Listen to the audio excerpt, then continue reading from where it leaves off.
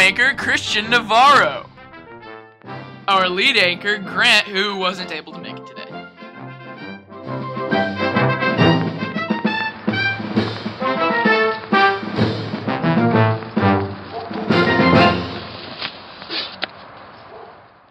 And our fantastic reporter in the field, Nathan Stark. In other news, most of our American troops survived the journey over our Atlantic Ocean. All sails were set out from New York, Boston, Norfolk, and Charleston.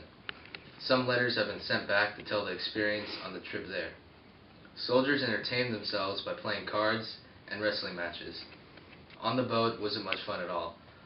Many soldiers became seasick and did not eat the whole trip. A daily exercise they went through was lifeboat drills.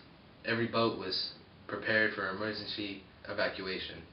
On February 5, 1918, a torpedo struck Tuscania, a troop ship which was evacuated in good order. Very few lives were lost.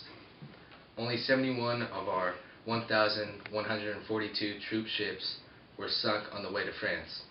All in all, France has enough support from our nation to win the war. Now to Marvin Henderson reporting with Henry Terrywinkle live here in New York. Hello, Marvin Henderson here with the survivor of the Lusitania, Henry Terrywinkle from London. The ship that originally set out from the United States to Liverpool in England. Unfortunately, this ship was shot down by a torpedo on May 7, 1915. Now, Henry, how do you feel about this traumatic experience?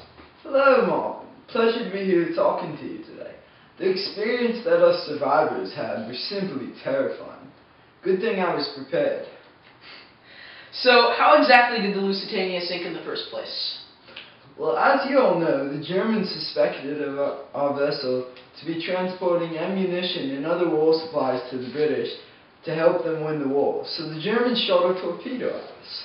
How did you react to this? Well, the first thing that came to mind when I heard the massive explosion was to run and hide. But then I realized that'd be stupid, because there was a gaping hole in the side of the ship.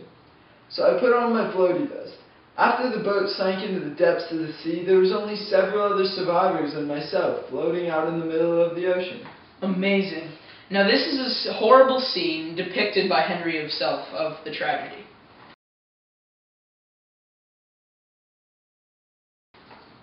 That was simply horrifying to look at. All of those poor victims. You seem to be okay though, Henry. Yes, I managed to escape on a dolphin back, you see.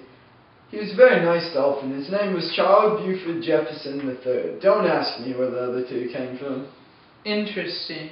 Now, do you know the man responsible for the deaths of all these American and British citizens? Yes, I do. I believe his name was Walter Schwager. He was the leader of the German sub, the U-2, the same sub that fired the torpedo at us. Even Walter admitted that this was one of the most horrible sights he had ever seen in his entire life. Now, do you believe that this is a good motive for the Americans to join the war against the Central Powers? Absolutely. It's a perfect motive for the Americans to join the war. Now, thank you so much for dedicating your time to us today. Thank you for having me. Good day, sir.